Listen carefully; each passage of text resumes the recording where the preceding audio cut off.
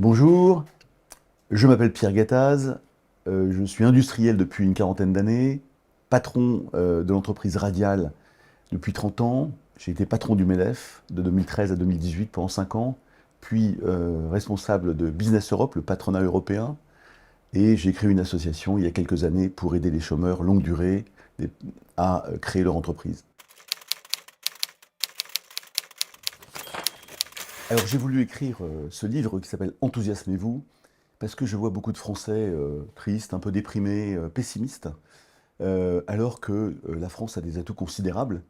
Nous avons des réformes ont été faites depuis une dizaine d'années pour redresser l'économie. Le taux de chômage a baissé et nous sommes en position aujourd'hui, en 2023, eh bien, de continuer de progresser et d'apporter du bien-être aux gens. Je crois que c'est important ce livre pour justement expliquer tout ce que j'ai appris du monde, de la vie. J'ai beaucoup exporté, j'ai rencontré beaucoup de gens de peuples lointains et je m'aperçois que la France a des atouts considérables et que les Français ont des atouts en main pour réussir tous ensemble et individuellement. C'est une ode à l'optimisme, c'est une ode à l'enthousiasme, c'est une ode à l'entrepreneuriat. Je cite dans ce livre beaucoup de parcours d'entrepreneurs, souvent autodidactes, des salariés qui se sont mis à leur compte, des cadres, et avec beaucoup de succès. Et donc je crois que le thème de ce livre, c'est y croire et ensemble, continuerons de développer le pays, et ensemble, nous continuerons d'apporter du bien-être à chacun d'entre nous, chaque compatriote. Alors, je développe dans ce livre, en fait, des expériences personnelles que j'ai envie de partager avec les lecteurs. Expériences personnelles sur la gestion de cette société familiale, industrielle, radiale. Je commence mon livre en disant que ma plus grande fierté, c'est d'avoir gardé mes 4 usines en France, dans un monde des composants électroniques, et d'en avoir même rajouté une 5e. Partage d'expériences sur des gens que j'ai rencontrés, des entrepreneurs, des salariés, des cadres, des artisans, qui, à force de courage, de conviction profonde, ont réussi à faire des choses incroyables. Partage d'expériences sur le MEDEF, où c'est un environnement particulier. Nous sommes dans un environnement politico-médiatique. On rentre dans l'arène et j'ai développé un MEDEF de combat face au gouvernement Hollande, qui, malgré tout, a donné en fait les prémices de la politique de l'offre que nous vivons aujourd'hui depuis une dizaine d'années avec les premières grandes mesures fiscales et sociales et qui a permis à la France de se redresser économiquement. Donc je salue aussi notamment le Premier ministre Valls pour les réformes courageuses qu'il a pu mettre en œuvre, poursuivies par le président de la République actuel, Emmanuel Macron. Tout n'est pas parfait, bien évidemment, mais sur le plan économique, je crois qu'il y a eu vraiment des choses qui ont été très intéressantes et courageuses de fait depuis une dizaine d'années. J'en parle dans ce livre.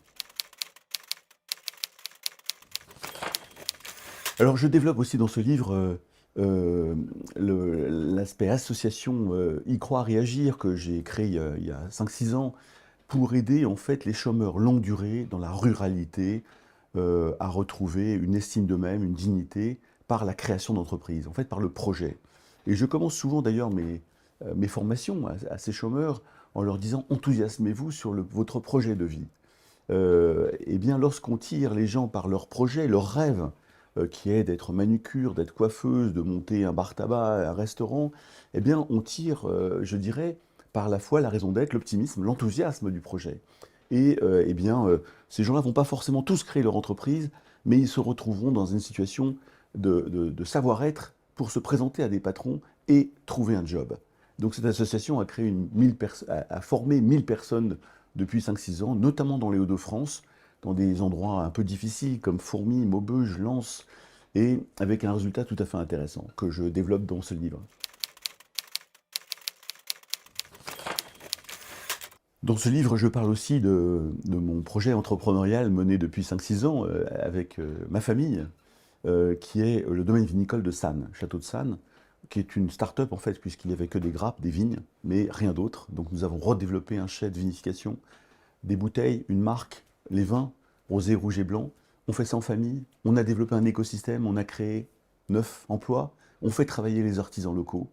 Et c'est un projet en fait très environnemental aussi, puisque nous sommes bio, nous avons tout de suite décidé d'être bio, faisons très attention à l'eau, aux arbres, à l'environnement, à la nature. Je suis un passionné de nature depuis que je suis gamin, et je pense que ce projet autour du vin, qui est un projet, qui est un produit d'excellence français, euh, euh, avec toute l'excellence des métiers, de l'histoire. Le vin est un produit de partage, de bien-être, de nature, avec tous les aléas naturels de la météo et du sol. Eh bien, tout ça, c'est un projet entrepreneurial que je suis très fier de développer, là encore en famille, avec mon équipe de SAN locale, et qui répond en effet à mes inspirations, mes convictions profondes autour de l'entreprise, l'écosystème, les métiers, l'emploi, un produit exportable, un produit d'excellence français. Et c'est tout ça que ce projet incarne pour moi. Oui, je développe aussi dans ce livre le thème de l'environnement. C'est un sujet majeur qui nous touche tous. Et là encore, je considère que la croissance n'est pas contre l'environnement. Au contraire, une croissance vertueuse, innovante, par les entreprises, peut amener des tas de solutions par l'innovation, par la recherche, sur des nouveaux matériaux moins polluants, sur des énergies renouvelables, sur le recyclage des déchets, le recyclage des matériaux utilisés, l'économie faite sur l'eau. Tout cela, ce sont les entreprises qui peuvent apporter 70 à 80% des solutions des problèmes que nous avons. J'aborde également le thème de la dichotomie en France entre l'économique et le social, où le monde économique était considéré comme des horribles profiteurs et le monde social n'aimant pas l'économie, le monde des travailleurs exploités. Et ça, c'est peut-être une culture française qui est en train d'évoluer, que je vois évoluer beaucoup. L'image de l'entreprise s'est beaucoup redressée depuis là encore une dizaine, une quinzaine d'années. Et il faut toujours rappeler aux gens que l'entreprise ne peut pas marcher sans ses salariés et sans des salariés heureux et bien épanouis, je dirais. Et nos salariés ont besoin des entreprises qui marchent pour que le travail fonctionne et continue de leur apporter du travail, de l'emploi et de la rémunération. Donc j'ai poussé un concept que j'ai appelé les 3 P au sein du patronat européen. C'est Prosperity, People, Planet.